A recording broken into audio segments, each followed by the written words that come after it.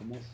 أعوذ بالله من الشيطان الرجيم بسم الله الرحمن الرحيم الحمد لله رب العالمين الرحمن الرحيم مالك يوم الدين إياك نعبد وإياك نستعين اهدنا الصراط المستقيم صراط الذين أنعمت عليهم غير المغضوب عليهم ولا الضالين آمين اللهم صل على سيدنا محمد الفاتح لما أغلق والخاتم لما سبق ناصر الحق بالحق والهادي إلى صراطك المستقيم وعلى آله حق قدره ومقداره العظيم سبحان ربك رب العزة عما يصفون والسلام على المرسلين والحمد لله رب العالمين. On va continuer Inch'Allah avec l'imam Shafi'i comme on a commencé hier. وسئل الشافعي رضي الله عنه عن مسألة سئل عن مسألة فسكت فقيل له ألا تجيب رحمك الله فقال حتى أدري الفضل في سكوتي أو في جوابي فانظر في مراقبته للسانه مع أنه أشد الأعضاء تسلطا على الفقهاء وأعصاها على الضبط والقهر اللسان وبه يستبين أنه كان لا يتكلم ولا يسكت إلا لنيل الفضل وطلب الثواب.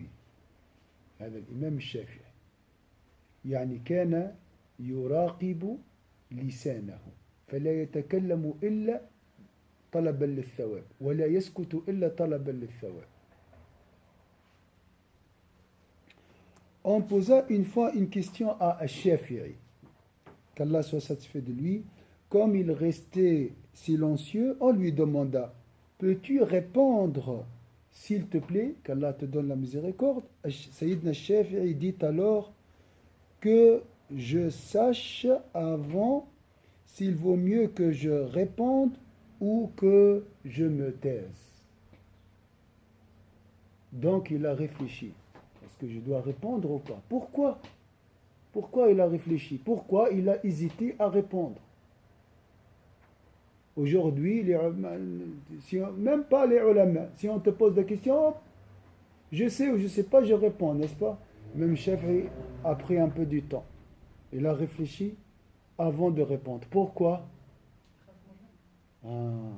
Exactement.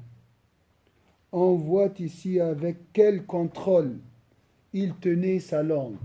Même Shafi'i. Attends tout d'abord. Il maîtrise sa langue, il tenait sa langue, bien que celle-ci soit l'organe qui prévaut le plus chez les juristes. Les juristes parlent beaucoup, les avocats, tout ça, les ulama, leur matériel c'est la langue. Donc c'est pas facile de la maîtriser. Mais lui, il l'a réussi. Et qui est aussi le plus réfractaire à la discipline et à la contrainte. C'est très difficile de la maîtriser chez les savants, n'est-ce pas? C'est très difficile de maîtriser la langue. Vous voyez? Donc, ça prouve que c'était un homme du cœur.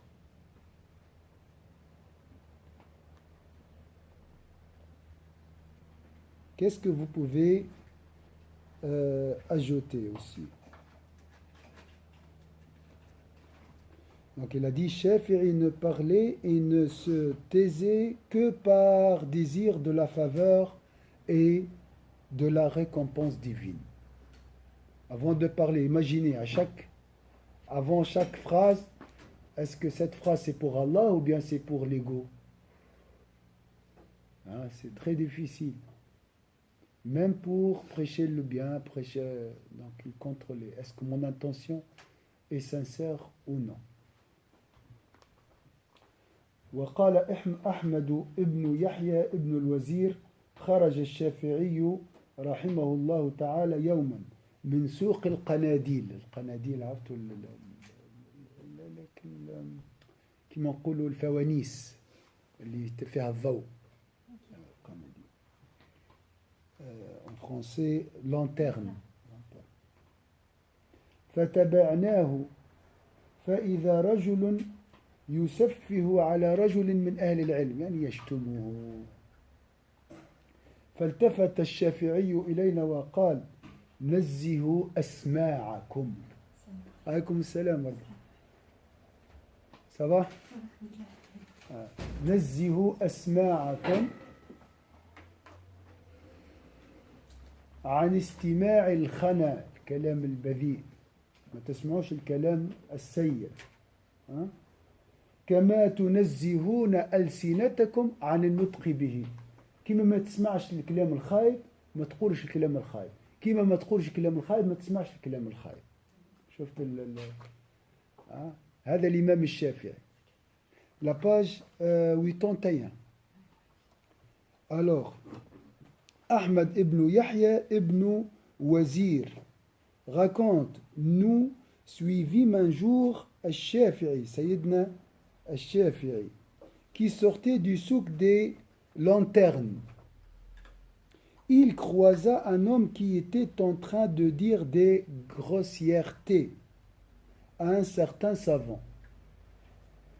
Sayyidna al-Shafi'i, qu'Allah soit satisfait de lui, se tourna alors vers nous en disant « Évitez d'écouter les grossièretés autant que d'en dire, car l'auditeur et le locuteur sont partenaires. » Vous voyez, Shafi'i, ce n'est pas seulement la jurisprudence. Donc, le contrôle de la langue, le contrôle de lui, et ainsi de suite. وإن السفيه لينظر إلى أخبث شيء في إنائه فيحرص على أن يفرغه في أوعيتكم. يعني الإنسان الخايب شنو يعمل؟ يشوف أخيب شيء عنده ياخذه ويفرغه في الوذنين متاعكم. ما تسمعوهش. يعني حاشاك واحد ياخذ البوبالة ويرميها عندك في وذنك تسمعوه. شفت العلم عليكم السلام. شفت العلم متاع الناس الصالحين. ولو ردت كلمة السفيه لا سعد رادها كما شقي بها قائلها. يعني لو كان تقول له ما تحكيش معايا ما تكلمنيش أنت تسعد وهو يشقى بها ترجع عليه تقول له ما تقوليش الكلام هذا. شوف الحكمة تاع الإمام الشافعي. فهمتوا علاش سيدنا الإمام الشافعي ربي رفعه بالمسائل هذه مش بالفقه. الفقه نلقاه عند الناس الكل. Alors, regardez maintenant la crainte d'Allah Azza wa Jalla concernant lui.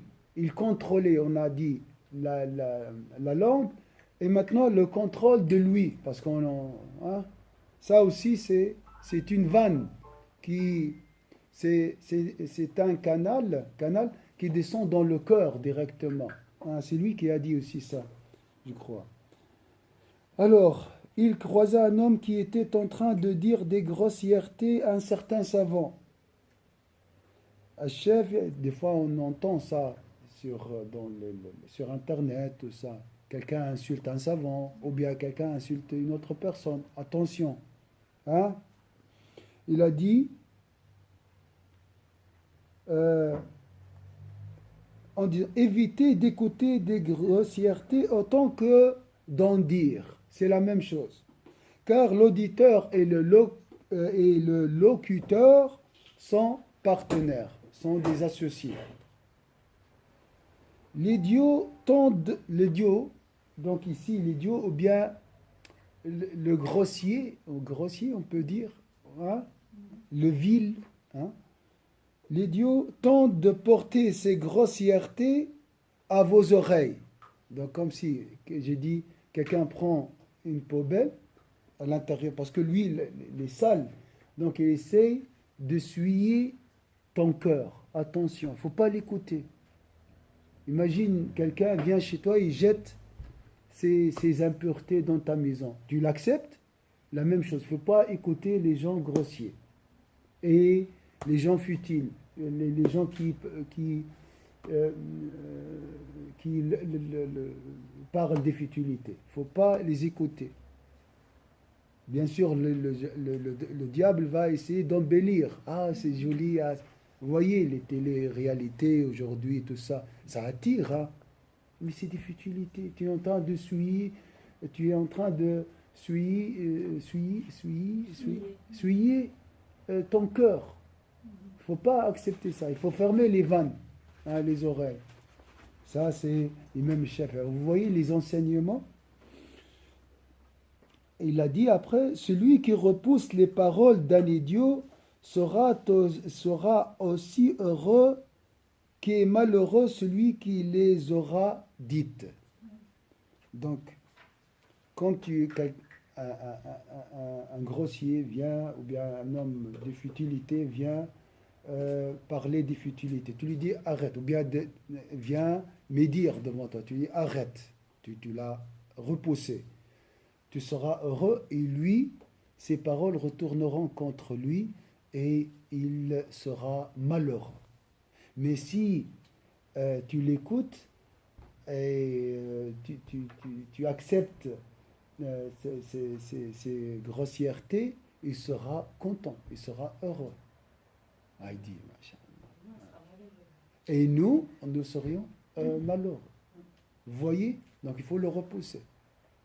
Parce que c'est une impureté, c'est des souillures, hein, dans ton cœur.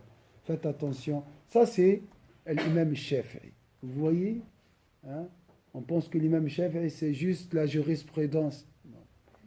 Hein, 5 qualités. On a dit hier, l'imam Shafi'i avait 5 qualités. Les grands imams, ils avaient 5 qualités. Elle était des dévots. Elle était ascète. Elle était des hommes du cœur. Ils avaient la science du cœur. Ils enseignaient aussi la jurisprudence ou bien les lois. Hein. Mais ils cherchaient par la loi, par la science des lois, la jurisprudence technique, si je peux dire, à plaire Allah Azza wa Jal. 5 qualités. On n'a retenu qu'une seule qualité. C'est quoi? La jurisprudence technique, tout ce qui est juridique. Et on a oublié ces côtés. Maintenant, Al-Ghazali est en train, qu'Allah se satisfait de lui, en train de nous parler de ces 5 qualités. On a parlé de l'ascétisme, de la dévotion hier, et maintenant on parle de la science du cœur. La science du cœur, c'est quoi? Ça veut dire quoi, la science du cœur? Comment purifier son cœur? Pour purifier le cœur, il faut maîtriser la langue. On a un livre qui s'appelle Les vices de la langue. On est en train de l'étudier. Et aussi, hein, protéger et préserver son oui de ces impuretés. Les 5. Dévotion, ibada. On a vu l'imam Shafi'i diviser la nuit en 3 parties. Une partie pour apprendre, hein, subhanallah, un savant qui apprend, hein, et un tiers pour veiller la nuit, pour adorer Allah Azza wa Jal, et un tiers pour le sommeil. Il clôturait le Coran 60 fois pendant le mois de Ramadan. Une clôture le soir, la nuit, et une clôture la journée. Tu vas me dire comment? C'est un miracle, c'est un don d'Allah Azza wa Jal. Il est tout puissant. Et Sayyidina Uthman clôturait le Coran une fois chaque nuit dans une seule raka, dans la raka de l'Witr, debout. Tu veux dire comment? C'est Allah qui donne la puissance. Comment mon frère et ma soeur, il a dit le Ghazali, il ne faut pas comparer les forgerons aux anges. Ça, c'est un proverbe. La taqis al-malaikata ala al-haddadin. Ça, c'est notre niveau. On doit. Mais ces gens-là, machallah, ils vivent dans une autre dimension. Et ça, c'est possible. Il y a beaucoup de dons extraordinaires de ce genre. Ça dépend de la volonté, l'aspiration, la pureté du cœur, tout ça. Et pendant la prière, il fait cette clôture. Dans la prière, il clôture. Donc, il priait 24 sur 24. Il dormait peut-être quelques minutes. Hein? Et, hein? On est loin. Tout est possible. Hein? Si tu travailles, tu peux graduellement diminuer les heures de sommeil. On a vu avec le film, notre frère Max, The Son of the Desert, il a dit, le fils de désert, c'est un film documentaire sur le Jazeera, regardez ça, il a dit, j'ai essayé de m'habituer, ou bien j'ai essayé de diminuer les heures de sommeil, petit à petit, il est arrivé à dormir 1 minute, en marchant.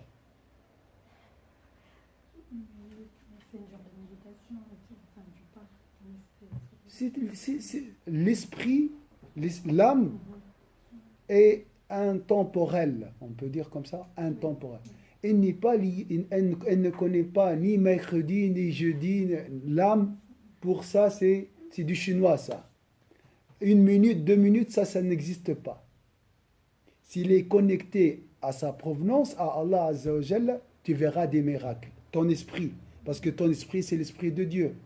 S'il est connecté à sa provenance, elle va faire des miracles. Elle sera satisfaite d'1 minute de sommeil. Tu peux voir tout. Je dis tout. Hein? Donc, c'est une autre dimension. Si tu n'as pas vécu ça, au moins tu dois croire.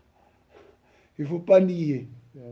قال إن لم تذق فعلى الأقل صدق.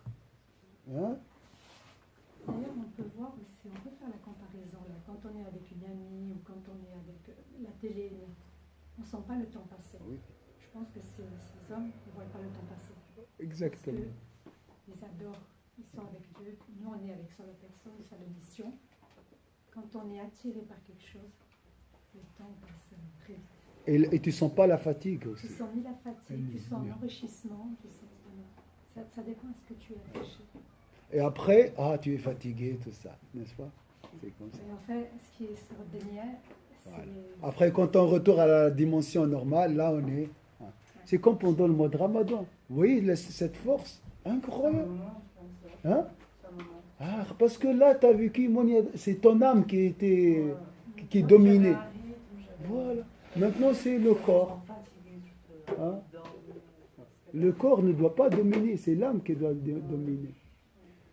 Et maintenant, les gens qui aiment le foot, 2 heures, 3 heures de foot, il n'y a pas de problème. Hein? La main, il faut pourquoi alors vous acceptez ce concept si ça concerne le foot et vous refusez ce concept si ça concerne l'amour d'Allah Azza wa Jal. Oui, dites, je ne connais pas l'amour d'Allah, je connais le foot. Oui, mais tu peux comparer au moins. Hein? Tu peux faire des analogies. Voilà, donc l'imam Shafi'i était un dévot, un grand dévot, était un homme du cœur, était un homme ascète, comme on a dit, 16 ans, il n'a jamais mangé à sa faim. Jamais. 16 ans. C'est ça l'ascétisme, hein? Ça commence par le ventre, par la consommation, ce qu'on appelle aujourd'hui la consommation. Hein? Donc, voilà un peu petit résumé. وقال الشافعي رضي الله عنه كتب حكيم إلى حكيم قد أوتيت علما فلا تدنس علمك بظلمة الذنوب. Regardez cet homme, subhanallah. فتبقى في الظلمة يوم يسعى أهل العلم بنور علمهم. Je répète, كتب حكيم إلى حكيم قد أوتيت علما. Masha'Allah, tu as beaucoup des informations. Je ne dis pas savoir ici, information. Je fais la différence entre le savoir, le fiqh, et les informations. C'est différent. L'accumulation des informations, ce n'est pas un savoir. Le savoir, c'est la crainte d'Allah Azza wa Jal. L'accumulation des informations peuvent être un obstacle, peuvent être un voile. Est-ce que c'est clair ici? Le savoir, c'est des informations qui engendrent la crainte et l'aspiration aux délices de la vie de l'au-delà. Voilà la différence. C'est la même chose, hein? On trouve un savant qui a, par exemple, 3 kilos de savoir. Et l'autre, il a 3 kilos de savoir. Lui, il est hypocrite parce que son cœur, le réceptacle est souillé, et l'autre, il est rapproché. Je dis même peut-être 1 kilo de savoir, avec beaucoup de pureté du cœur, élève la personne au degré de rapprocher.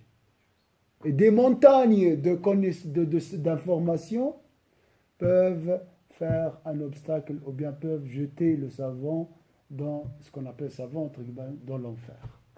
Donc ça n'a rien à voir avec la quantité d'informations. Il y a d'autres paramètres. C'est l'aspiration, c'est l'intention, c'est la sincérité, c'est l'effort, beaucoup de la pureté du cœur. Donc le chef, qu'est-ce qu'il a dit ici? Attention. فلا تدنس علمك قالوا عندك علم كثير به فما تمسخاش بظلمة الذنوب بالمعاصي ما تمسخوش بظلمة الذنوب قال لأن يوم القيامة تلقى أهل العلم في النور وانت تلقى روحك غارق في الظلمات. شفت الكلام كيفاش؟ سبحان الله. Al-Shafi'i raconte lui-même qu'un sage écrivit à un autre sage ceci: Dieu t'a donné du savoir, donc des informations. Hein? Alors ne suis pas ton savoir avec ces ténèbres d'ignorance que sont les péchés. Vous voyez le danger des péchés, comme si les péchés vont anéantir tout le savoir qu'on a. Ou bien, j'imagine que les ténèbres des péchés tuent l'âme du savoir. Vous voyez? J'ai du savoir, mais c'est comme un cadavre. Comme ça. Beaucoup de connaissances. Sans vitalité, sans vie. C'est des connaissances, un fardeau, comme c'est marqué dans Surat al-Jumu'ah, comme un âne qui portait une charge. C'est des choses qui sont mortes, hein, des connaissances mortes, pas d'influence. Ils n'influencent pas le cœur. Pourquoi? Parce que leur lumière est anéantie par les ténèbres des péchés. Vous voyez? C'est bien d'apprendre tout ça, mais attention aux péchés. Ils peuvent éliminer la lumière, voilà, la lumière de la connaissance. Parce que la connaissance, et à l'intérieur, il y a la lumière. Il y a des connaissances sans lumière. Pourquoi? Elles sont chassées par les ténèbres. Comme la lumière qui chasse les ténèbres. C'est une guerre. Il y a un repoussement entre les deux. Mais on ne peut pas trouver dans le même cœur les ténèbres et la lumière. Non, impossible. Soit un cœur lumineux, soit un cœur ténébreux. En même temps, impossible. Il n'y a pas cette... Des fois, tu as un cœur plus ou moins, on va dire, apaisé, des fois un peu angoissé. C'est pas la lumière et les ténèbres. Ça, c'est l'aube, ma soeur. Ça, c'est le passage. C'est juste le passage. Ça prend du temps des fois. Mais impossible de trouver en même temps le jour et la nuit. Ça, c'est la phase transitoire entre les deux. Et là, c'est un peu flou. Hein? Ça, soit c'est les ténèbres qui sont en train de chasser la lumière, ou le contraire. Parce que c'est le cœur, bien sûr, toute chose se passe ou bien se déroule graduellement. Il n'y a pas ce passage radical d'un état à un autre. Impossible. L'univers est basé sur la douceur. Vous voyez, tout est doux, même les péchés. Subhanallah. Heureusement, heureusement, ce changement vient, même le passage de la lumière vers les ténèbres, heureusement qu'il est graduel. Imaginez alors si on passe directement de la lumière totale vers les ténèbres. On va devenir fou. Hein? Donc il a dit attention, il ne faut pas anéantir la lumière, chasser et effacer cette lumière détenue par les péchés, par les ténèbres des péchés. Car tu resteras dans ces ténèbres le jour où les savants se dirigeront quant à eux vers la lumière du savoir. Les vrais savants. وأما زهد رضي الله عنه فقد قال الشافعي رحمه الله من ادعى أنه جمع بين حب الدنيا وحب خالقها في قلبه فقد كذب. اللي يقول لك أنا نحب ربي parce que subhanallah, comme si tu as posé la question Warda, est-ce que je peux avoir les deux, les ténèbres et la lumière en même temps? Le chef t'a répondu, on ne peut pas avoir au même temps hein, l'amour d'Allah et l'amour de la dunya. Soit l'amour d'Allah, soit l'amour de la dunya. Des fois, c'est très rapide hein, l'alternance, hein, mais jamais au même temps. Vous voyez? Tu ne peux pas penser en même temps à Allah et à la dunya. Mais tu vas me dire, non, c'est successif. Subhanallah. Comme des bouts. Vous voyez, le chapelet, c'est la même chose. C'est comme ça le cerveau. C'est dunya, Allah. Dunya après Allah.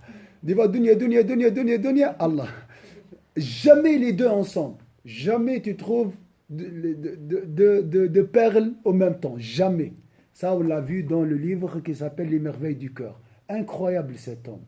Incroyable comment il a expliqué l'alternance hein, entre les pensées. C'est de la psychologie, subhanallah. Il a dit, mais des fois c'est tellement rapide le passage. Hein? Hein? Imaginez ce chapelet qui tourne, hein, parce qu'on 60 000 pensées par jour. Et ça passe vite. Imaginez, alors ça, c'est dunya. Après, j'ai une pensée angélique. Et si c'est très rapide, vous allez voir, il a dit ça, hein, une ligne ténébreuse. Vous voyez? Tu dis, moi toute la journée, j'étais noyé dans la dunya. Non, il y a de temps en temps des perles lumineuses, hein, mais ils sont insignifiants. Ils sont là. Mais vu que la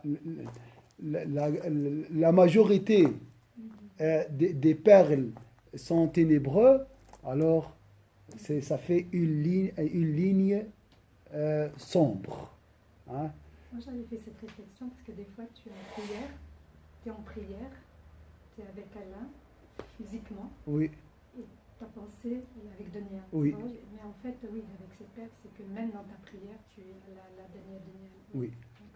Dunya Allah. Des fois, voilà, c'est des fois Allah. Voilà, c'est comme ça. C'est alterné. Il a expliqué, subhanallah, et ça remonte le moral, hein, ça nous donne espoir. Quand même, quand je pense à Allah, je ne peux pas penser aux altérités. Alhamdulillah. Hein? Parce que ma ja'ala Allahu li rajulin min qalbayni fi jawfa. On ne peut pas avoir deux pensées opposées au même temps. C'est successif. Mais la distance est très petite. Hein? C'est ça. C'est pour ça qu'on n'arrive pas à distinguer. Mais en réalité, ils sont l'une après l'autre. Pas en même temps, ils ne sont jamais superposés. Hein? Mais c'est tellement rapide qu'on pense qu'on a pensé hein, à deux choses en même temps. Impossible. Mais ja'ala Allah, un verset coranique dans ce Ahzab, Allah n'a pas mis deux cœurs à l'intérieur de la personne. Donc il ne peut pas penser à deux choses en même temps. C'est successif, oui, c'est vrai, mais pas en même temps. Hein?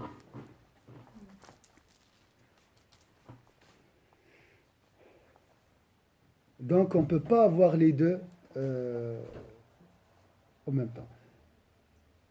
Alors, si l'on considère cette autre qualité qui est la 16, nous pourrons citer d'abord la parole suivante de l'imam Shafi'i, Sayyidina Shafi'i, qu'Allah satisfait de lui. C'est un mensonge que de prétendre aimer d'un même cœur ce monde et son créateur.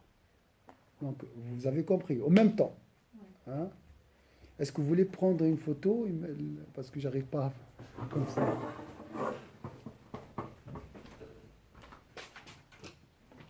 Je vais suivre, Inch'Allah. C'est la page 82. 82, 83.